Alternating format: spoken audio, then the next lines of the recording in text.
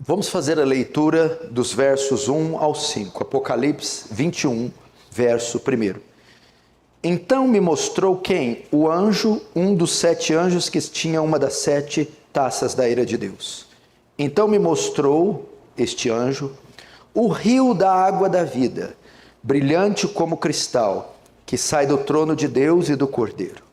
No meio da sua praça, de uma a outra margem do rio, está a árvore da vida, que produz 12 frutos, dando o seu fruto de mês em mês, e as suas folhas das árvores são para a cura ou para remédio dos povos. Nunca mais haverá qualquer maldição. Nela estará o trono de Deus e do Cordeiro, e os seus servos o servirão. Contemplarão a sua face, e na sua fronte ou na sua testa estará o nome dele, o nome de Deus. Então já não haverá noite, nem precisam eles da luz de candeia, nem da luz do sol, porque o Senhor Deus brilhará sobre eles, e reinarão pelos séculos dos séculos. Deixa aberto aí, não feche apenas os olhos para mais uma oração. Querido Deus, estar diante do Apocalipse é estar diante da nossa futura casa, do nosso futuro lar. É poder espiar por alguns segundos o futuro e contemplar a consumação dos séculos e o fechamento da história. Que bom que essa história inclui a mim, inclui a meus irmãos. Nos dá temor para não passar pelos textos de forma irreverente, apressada, nem displicente. Oh, meu Pai, que para muitos aqui não seja só mais um culto, só mais uma mensagem, mas que seja a esperança de um dia preencher essas linhas com a própria presença, com a habitação em novos céus e nova terra. Tira nossos olhos desse mundo, porque eles estão postos nele demais. Tira nosso coração que ferve, anseia, fica ansioso para as questões dessa vida e coloca-os na eternidade. Como Jonathan Edwards disse, grava a eternidade nos meus olhos, Deus. Grava a eternidade nos olhos dos meus irmãos. Que o teu reino avance, que o Senhor receba a glória para si e nos conforme a imagem do seu Filho, em nome de Jesus. Amém. Queridos irmãos, como vocês sabem, eu estou fazendo a série de exposições no livro do Apocalipse. Nós começamos, se eu não me engano, em 2023, 22. E nós estamos chegando no final da série. Essa é a 32ª mensagem sobre o Apocalipse. Nós estamos chegando finalmente na conclusão do livro. Provavelmente, só mais um sermão, o final do 22, e nós concluiremos o Apocalipse. Nós estamos no final da última sessão das 7 que o livro trata. E estamos tratando exatamente de novos céus e nova terra. As 3 últimas mensagens, contando com essa, tratamos de novos céus e nova terra. João menciona a aparição e o início de novos céus e nova terra no capítulo 21, do verso 1 a 8. Depois João dá detalhes desse novo mundo, desse novo céu, na nova terra, na figura de uma cidade, dos versos 9 até o fim do 21. João vai comparar os novos céus e nova terra a uma cidade.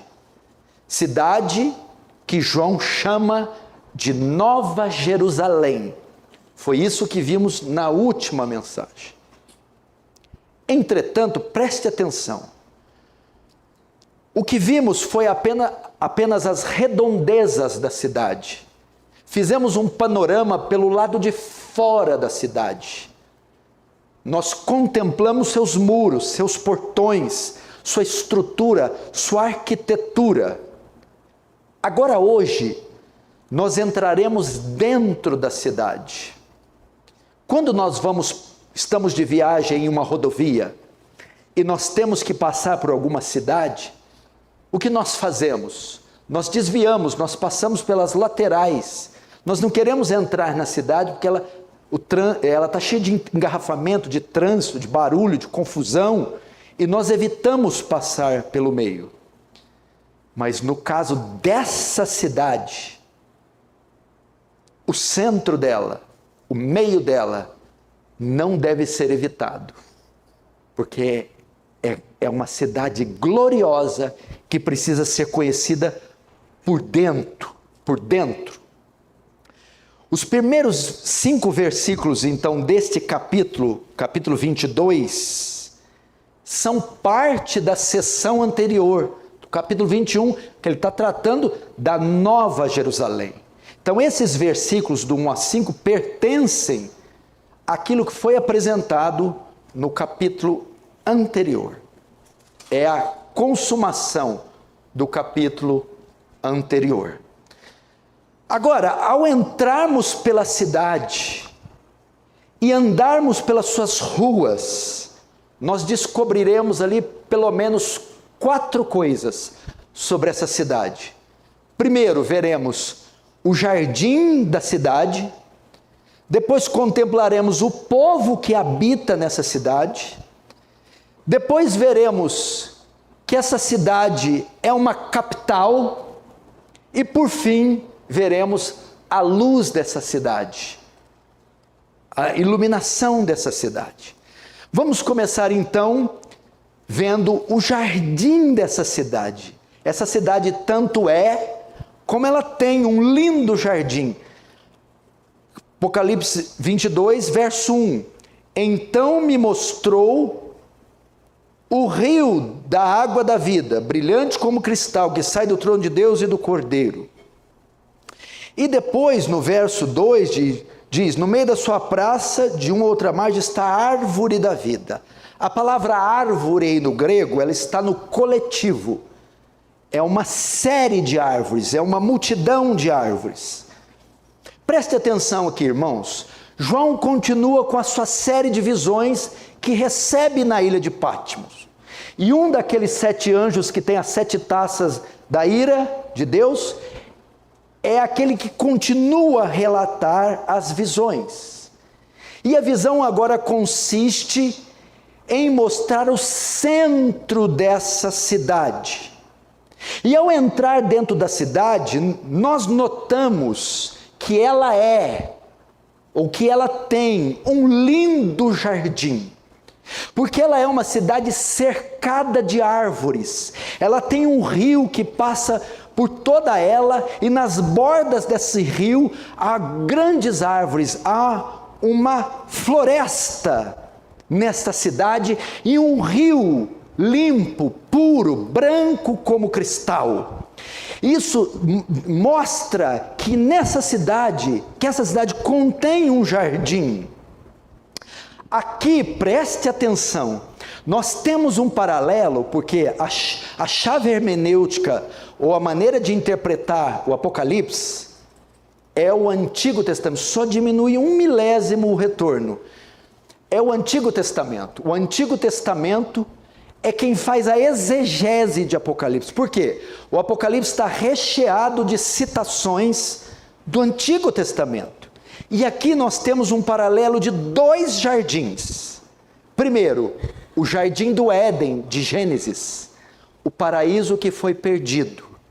E aqui temos outro jardim, o paraíso que foi recuperado, porque esse é o significado da palavra Éden, paraíso. Existe uma grande ligação entre Gênesis e Apocalipse 22. Lá em Gênesis, o jardim, ou o paraíso, foi perdido com a queda de Adão. E aqui em Apocalipse 22, este jardim, este paraíso é restaurado. Em Gênesis, o homem foi banido do jardim. Em Apocalipse, o homem é trazido de volta para o jardim. Em Gênesis, o homem foi impedido de comer da árvore que estava no jardim.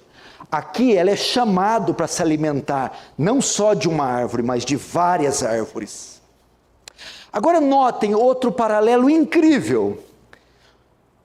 O primeiro jardim é tratado no primeiro capítulo de Gênesis, onde ocorre a queda e onde ele é perdido.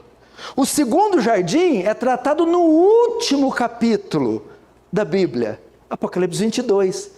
No primeiro capítulo, o jardim é perdido e Deus deixa para o último capítulo da história da Bíblia a restauração do jardim.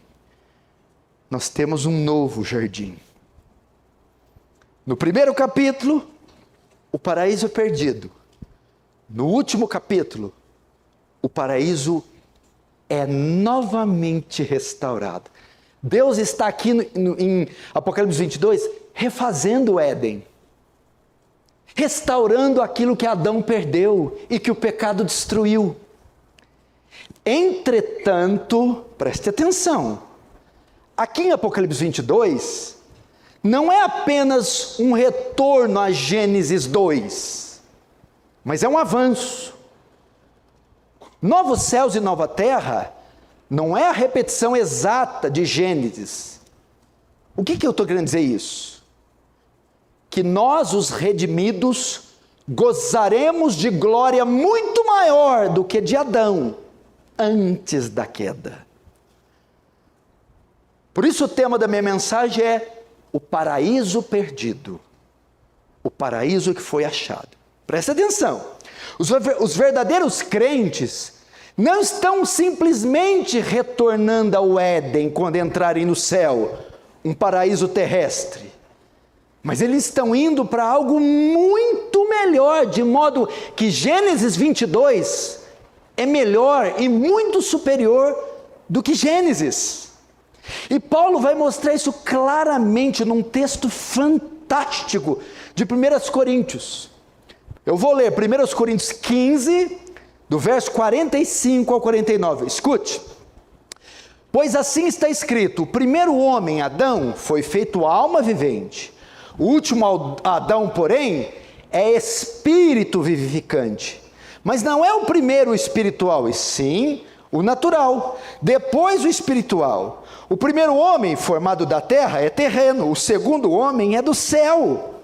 Como foi o primeiro homem, o terreno, tais também são os demais homens terrenos. E como é o homem celestial, tais também os celestiais. E assim como trouxemos a imagem do que é terreno, devemos trazer também a imagem do que é celestial. Presta atenção. O Éden era apenas uma sombra. Olha, eu estou falando do Éden. O homem antes da queda. Veja como era o universo, criado com exímia perfeição, antes da queda. Entretanto, mesmo o Éden, antes da queda, onde o homem gozava da comunhão com Deus, não havia pecado, morte, tristeza, enfermidade. Entretanto, aquele Éden era apenas uma sombra, um tipo deste jardim que João está mostrando, que é infinitamente melhor. Nesse paraíso tudo é maior, tudo é melhor, tudo é mais belo e mais seguro do que o primeiro paraíso. No Éden havia apenas uma árvore solitária. No novo paraíso há uma floresta de árvores. Por onde você anda nessa cidade, você tem acesso. Veja, só havia uma árvore. A árvore da vida era simbolizada apenas em uma árvore. E a outra árvore do conhecimento do bem e do mal, que era proibido o acesso. Agora aqui, há árvores para todos os lados. E não há restrição de acesso a nenhum delas. Você não está entendendo, né? Claro que você não está. Agora você vai entender. O que isso significa, irmão Lucas? É que aqui neste Éden, por que ele é superior, melhor? Uma vez que tem árvore para todo lugar e não há mais restrição, João está dizendo, no novo Éden não há possibilidade de queda, não há possibilidade de pecar, não há possibilidade de falhar, no novo céu e na nova terra. Nesse lugar não há mais maldição, não há mais condenação, não há mais restrição, não há mais dor, não há mais choro, não há mais pranto, não há mais morte. Não há perigo, não há tentação, não há serpente, não há ninguém flertando com o homem e com a mulher. Queridos irmãos, quando nos convertemos, não estamos apenas voltando para o estado original de Adão. Após a regeneração, nós temos um avanço, e nós estamos numa situação muito melhor. Por quê? Porque agora estamos vestidos com a justiça de Cristo imputada, e é uma justiça que não pode falhar. Não tem possibilidade de haver queda. Por isso, o homem depois da queda, regenerado, redimido, ele é maior do que o homem antes da queda. Por isso, não há possibilidade dos redimidos se perderem ou caírem, porque estão vestidos da justiça imputada, perfeita, que não pode falhar. Paulo diz que nós estamos assentados com Cristo nos lugares celestiais. Paulo diz em Romanos que nada poderá nos separar do amor de Deus que está em Cristo. E isso aonde? Novos céus e nova terra.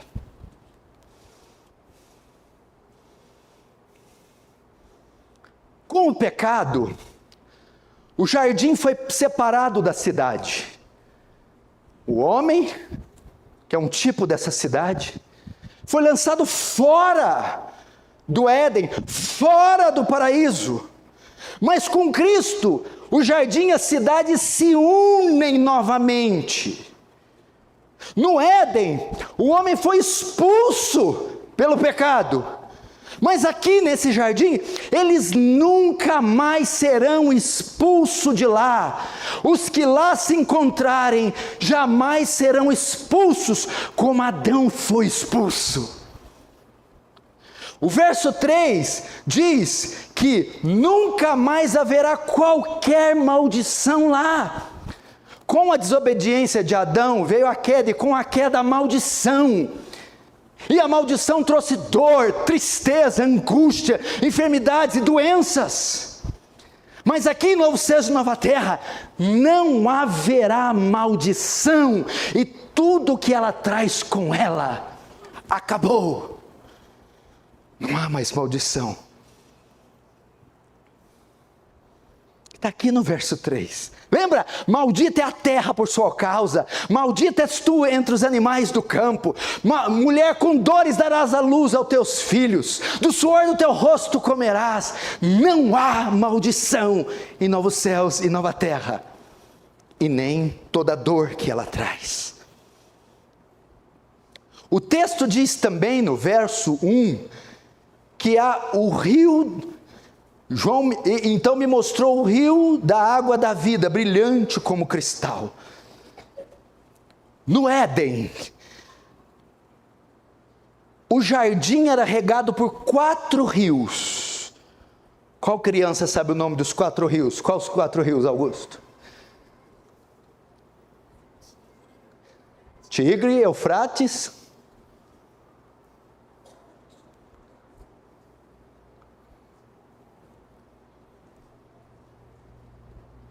O que mais? Quem souber, sem olhar no celular e me falar no final, vai ganhar um livro. No Éden, era regado por 4 livros. 4 livros. 4 rios. Aqui nesse jardim, nessa cidade, o jardim é regado por um só rio. o rio da vida. O que é isso? A Bíblia diz que tem um trono no meio da cidade, do trono flui um rio. O próprio Deus, como autor, doador da vida, da salvação e da vida eterna. O que é isso? Este rio regando o jardim é a garantia que teremos vida e vida para sempre, vida eterna. O sustento dos redimidos vem de Deus, a salvação dos redimidos vem de Deus. É o que está em Apocalipse 7:17, pois o Cordeiro que se encontra no meio do trono os apacentará e os guiará para as fontes da água da vida, e Deus lhes enxugará dos olhos toda lágrima.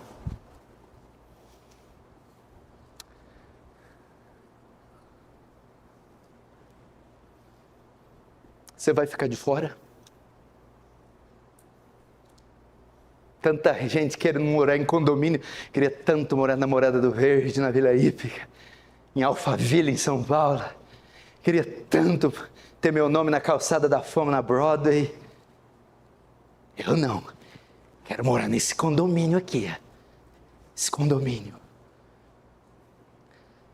Então, primeiro, vimos o jardim da cidade.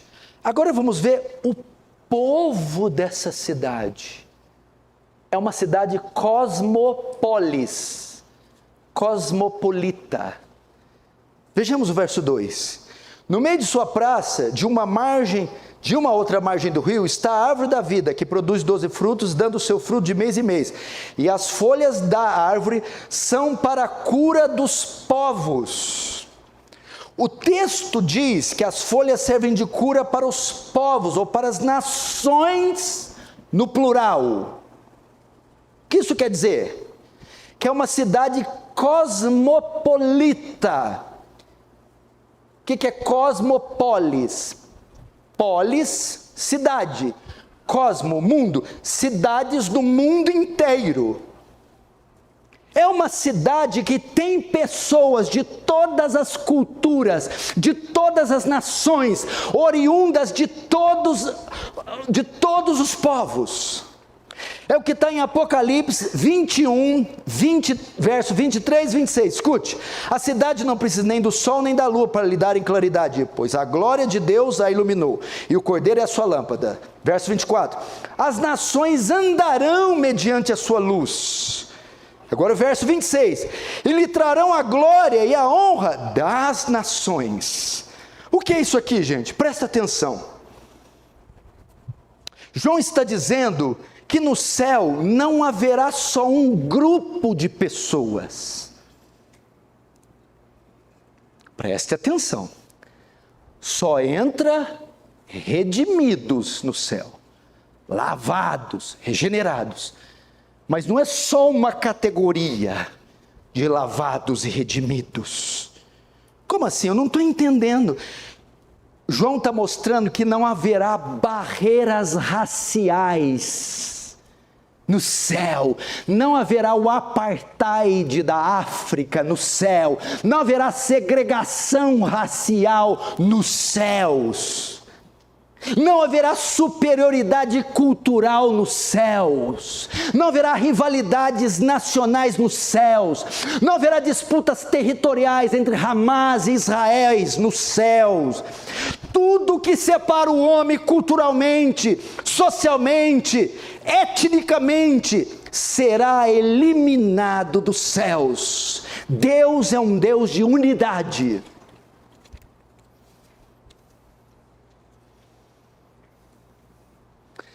Acho que para você entender mais, eu vou te usar uma palavra que você vai entender. Deus, Ele ama a diversidade no meio da unidade. Você não entendeu ainda, mas você vai entender. Eduardo, não vai haver clones no céu. 10 milhões de Eduardo, tudo igualzinho. Tudo crente igualzinho. Não é clones. Deus vai trazer pessoas distintas, formas distintas, culturas distintas, formas distintas, cores distintas, para estar no céu. Não vai ser uma multiplicação de redimir tudo igual. tudo a mesma forma, a mesma cor, a mesma... Não vai ser assim. Deus fez desse mundo um lugar de variedades, de cores, de raças para a sua glória. E certamente em novos céus e nova terra também haverá variedade de povos, redimidos, mas distintos. Imagina se chegar no sol só tiver nenê da pastelaria. Oi nenê, oi nenê, nenê, oi nenê, tudo bom nenê? Você aguentar nenê? Que coisa gloriosa esse Deus, que coisa estupenda. A cidade celestial será preenchida com diversidade de povos em meio à unidade. O que é a unidade? Todos centrados em Cristo, todos redimidos por Cristo, todos vestidos da justiça de Cristo. Entretanto, de etnias, raças, cores distintas.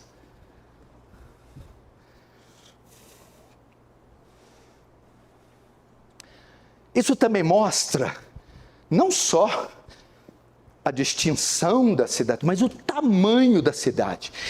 Com esse texto, João está dizendo, ou seja, Cristo está dizendo, minha igreja não será um vilarejo pequeno, limitado, escondido, mas uma cidade grande, populosa, cheia dos mais distintos e diversos povos.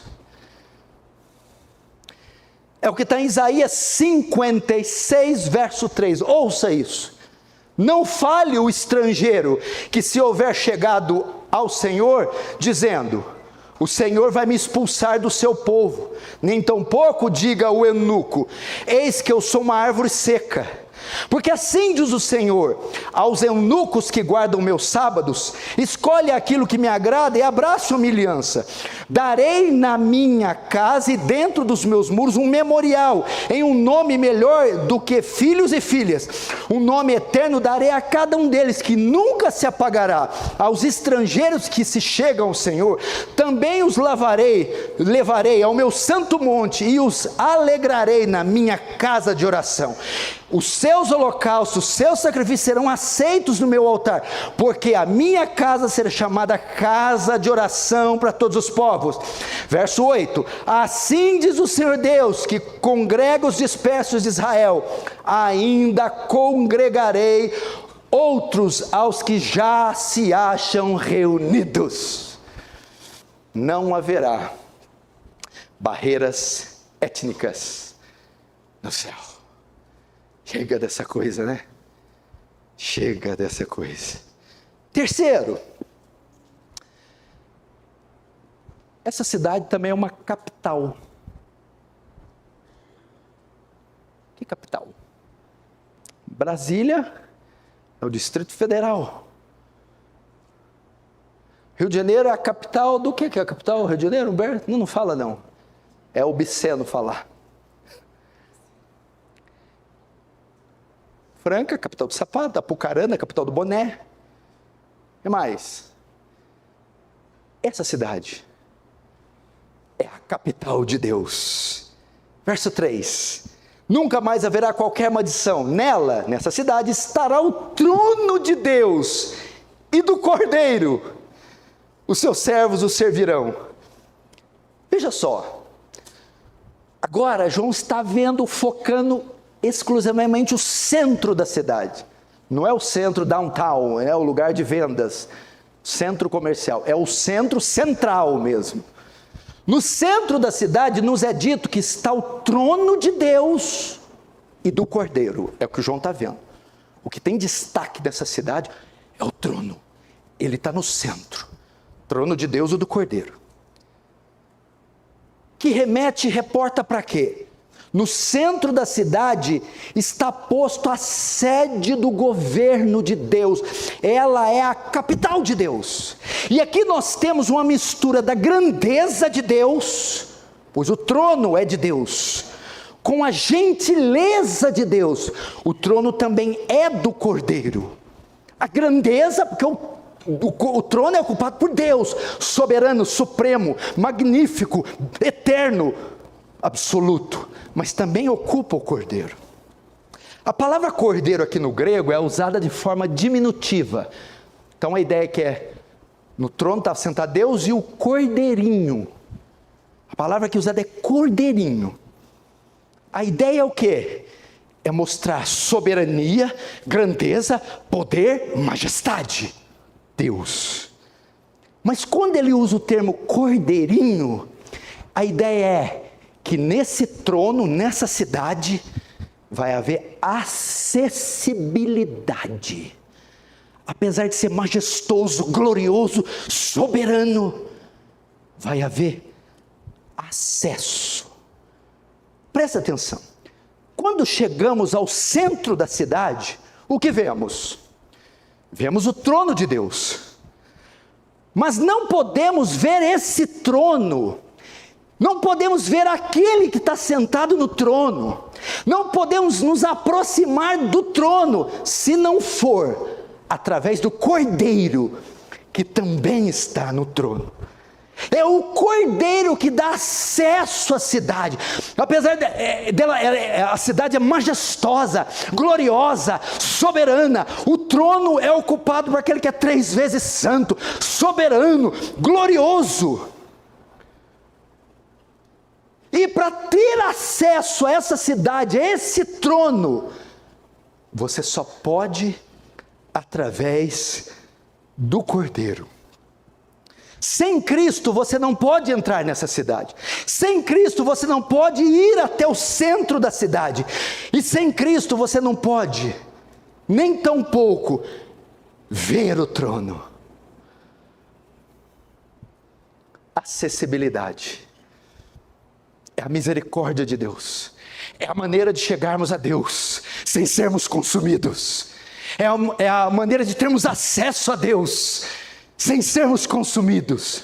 É através do Cordeiro, Cristo Jesus.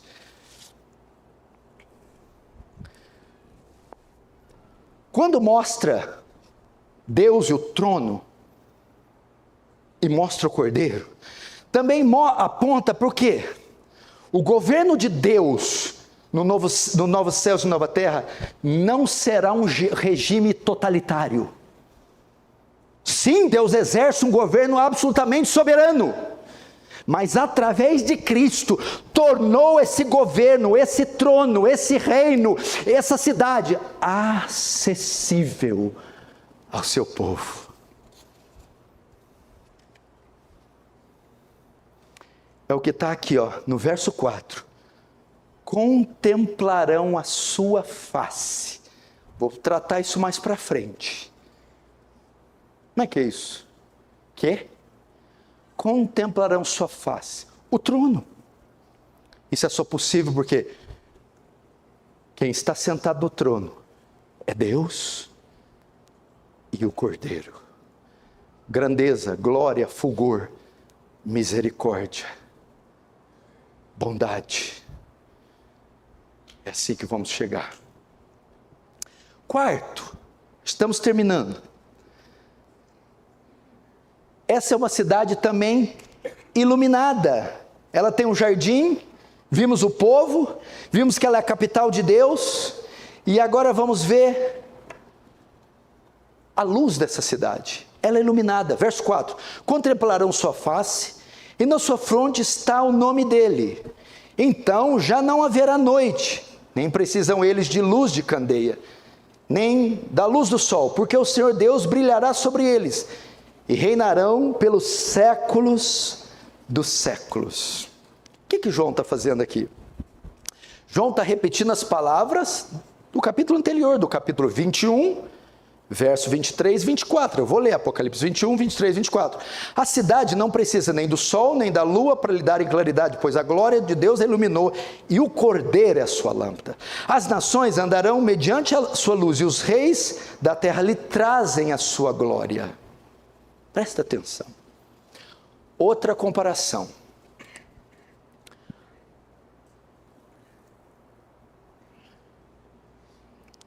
No Éden, havia dia e havia noite. Havia luz e havia trevas. A luz Deus chamou de dia, a noite Deus chamou de trevas. Aqui no Novo Éden, não tem noite, só tem dia. Só dia. E no primeiro Éden, para trazer luz, era com o sol, com os astros e as estrelas. Aqui, nesse segundo Éden, não vai precisar nem de sol, nem de lua, nem de candeia. Porque o próprio Deus é quem brilhará sobre eles. Portanto, esse texto diz que é uma cidade toda iluminada. Não há presença de trevas, não há escuridão. Criançada que tem medo de escuro, é bom vocês ir para o céu. Lá não tem escuro, não tem bicho-papão. Nem usa isso mais, né? Hoje é o que? Felipe Neto. Nem Felipe Neto tem lá.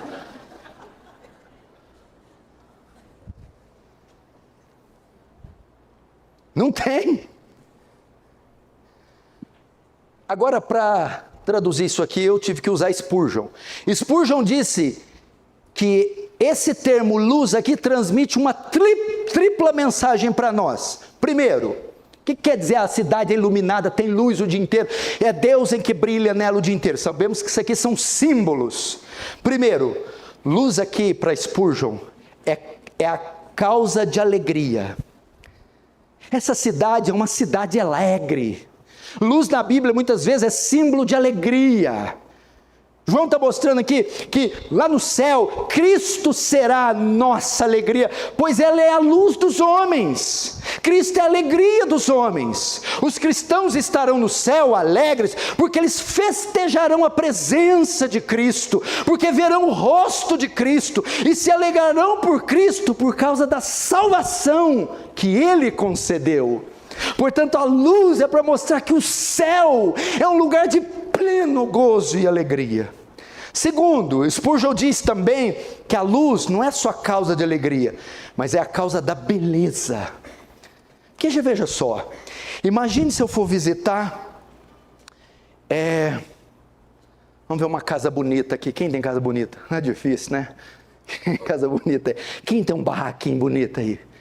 A casa bonita. Vamos imaginar uma casa bem bonita. Se eu chegar lá, as luzes estiver tudo apagada, você não vê beleza.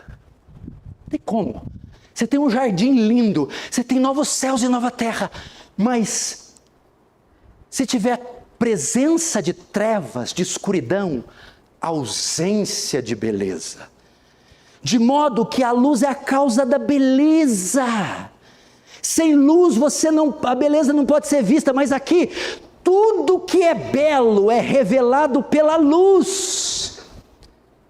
Tudo que há de belo no céu será revelado por Cristo, que brilhará em tudo que lá estiver. E tudo que há lá só é belo porque Cristo brilhará sobre tudo que lá está. Ou seja, Cristo, que é a luz do céu, tornará tudo belo lá no céu.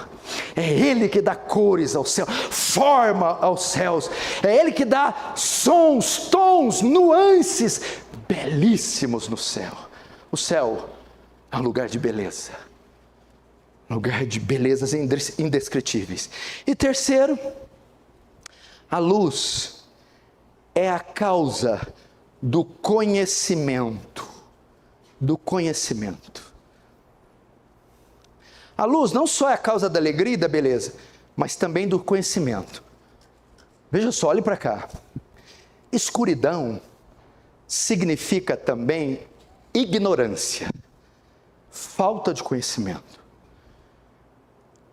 No céu, entretanto, todo conhecimento estará disponível através da luz que brilhará, a qual é Ele mesmo, Deus mesmo.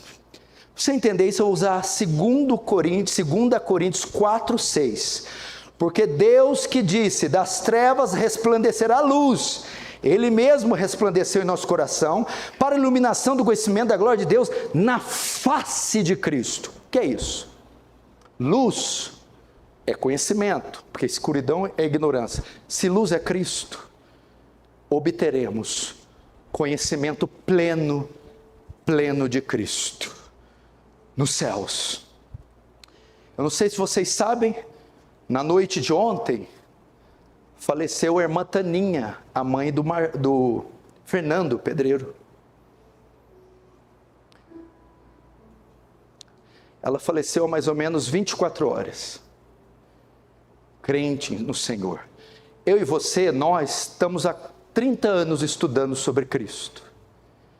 Em 24 horas, a irmã Taninha, nessa hora, já sabe mais de Cristo que todos nós juntos, em toda a nossa vida aqui, porque nesse instante, glórias e glórias estão sendo reveladas a ela, conhecimentos e conhecimentos infinitos, imensos de Cristo estão mostrados de primeira mão para essa mulher que adentrou os céus nessa madrugada. É isso que João está dizendo. Porque a luz é conhecimento, mas eu ainda não estou entendendo muito. Calma, esse conhecimento chega no seu ápice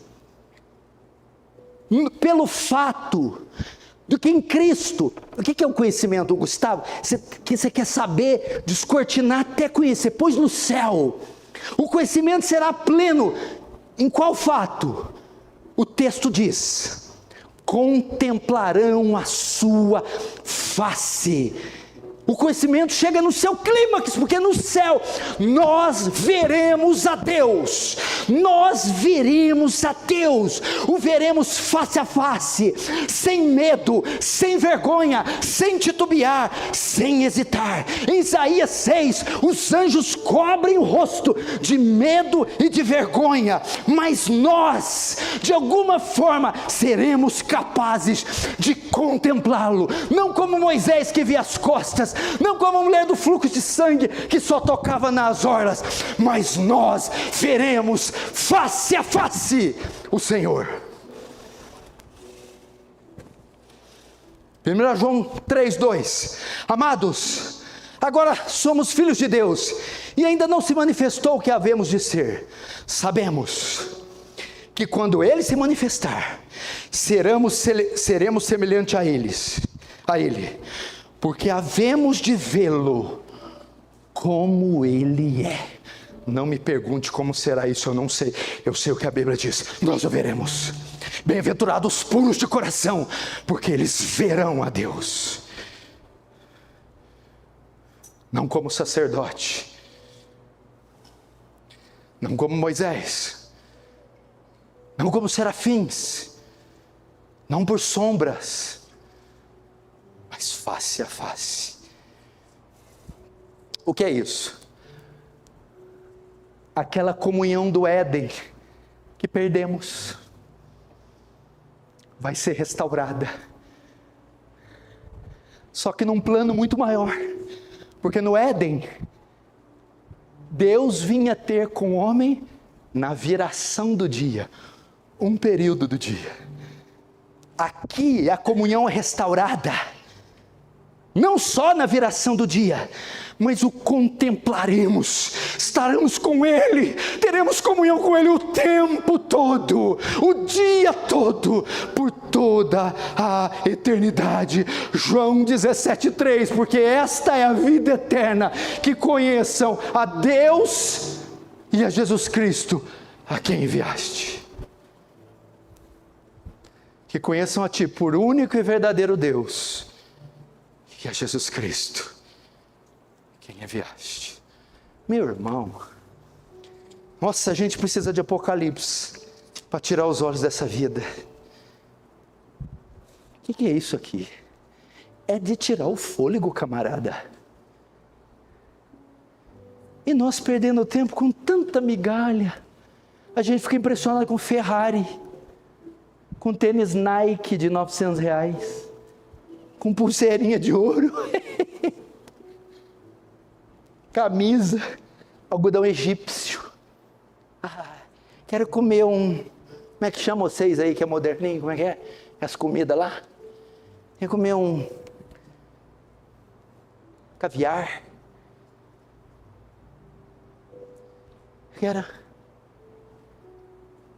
Eu acho que é uma coisa. Quem não deseja isso aqui, não vê valor, não tem que ir para lá mesmo, não. Tem que ficar aqui. Você fica aqui. Não. Quem não deseja o céu, para o céu não irá. Porque do céu não é. Quem não deseja o céu, do céu não pertence. E para o céu não irá. Quem deseja o céu, pertence ao céu, e para o céu irá. E para o céu irá, irá para o céu, irá para o céu. Eu anseio esse dia. Tem hora que eu falo, Senhor, time out, Senhor, cansei, vamos Senhor. Se o arrebatamento, a volta de Jesus fosse por levas, igual o cativeiro de Neemias, nossa, eu ia falar, me leva na primeira leva. Imagina, você esbarra ali Abraão, não é Abraão, você é alto, eu achei que você era baixinho. De cá Elias, barba cerrada, peito estufado, bicho. Do outro, Jeremias, até aqui você está chorando, Jeremias, aqui o choro foi enxugado, Jeremias. Aí o outro, Moisés, dá um autógrafo aí, não sei se pode aqui do céu, as coisas aqui é meio certinho, dá um autógrafo aí, Moisés, tirar um selfie com Moisés. Essa aqui eu vou demorar. O apóstolo Paulo, olha Paulo, nem a glorificação deu jeito, está judiado, hein Paulo? Mas lá na esquina, todo mundo para. Quem é aquele? O Cordeiro. Coroai com muitas coroas, os 24 anciões, os 4 seres viventes, prostrando, adorando o Cordeiro. Digno é, porque compraste povos, tribos e línguas, e fizeste deles reino e sacerdote. Meu Deus do céu. Imagina, meu Deus do céu. Fim.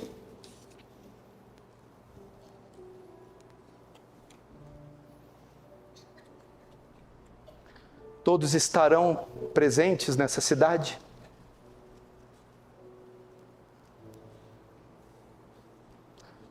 Ficarão alguns de fora da cidade? Existe ainda alguns que estão de fora? E como eu faço para entrar na cidade? Como eu disse no antepenúltimo tópico, você só entra na cidade através do Cordeiro. Só Ele tem a senha, só Ele pode te pôr lá dentro, só o Cordeiro.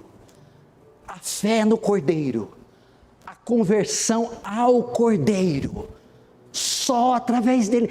Não há nenhum outro nome dado debaixo dos céus ao qual importa que sejamos salvos, senão Cristo, o Cordeiro. E eu te imploro com todo o meu ser, ainda há vagas para essa cidade, não foram todas preenchidas, e o Cordeiro hoje, essa noite, veio buscar mais 1, 2, 3, 4 dos moradores dessa cidade. Quem sabe 5, 6, quem sabe 100 ou 1000. O Cordeiro te chama. Por enquanto as portas da cidade ainda estão abertas. Não rejeita o convite.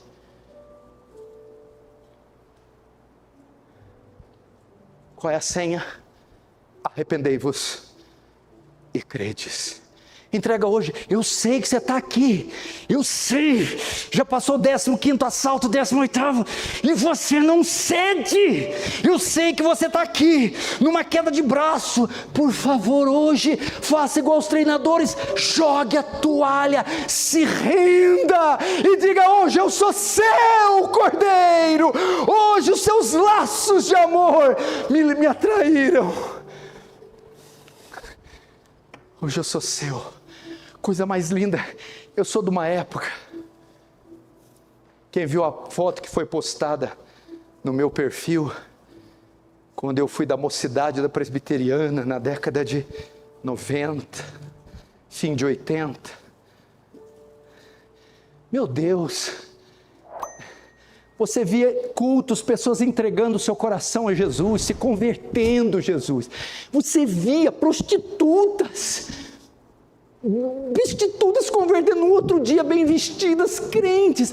Você via drogados, tatuados, assassinos, deixando tudo e se convertendo. Você via jovens, coisa mais em 12 anos, 13, 14, 15, na tenra idade, chorando, servindo a Jesus. O que aconteceu hoje? Porque as pessoas estão tão fascinadas com o ouro e a prata, essas coisas perecíveis. Jovem, daqui um dia você não vai conseguir levar o copo à boca. Daqui um dia você vai ser tão feio que vai ter que operar de catarata para enxergar a própria feiura. Vai passar. Mas aquele que entrar nessa cidade, do trono e do cordeiro flui um rio.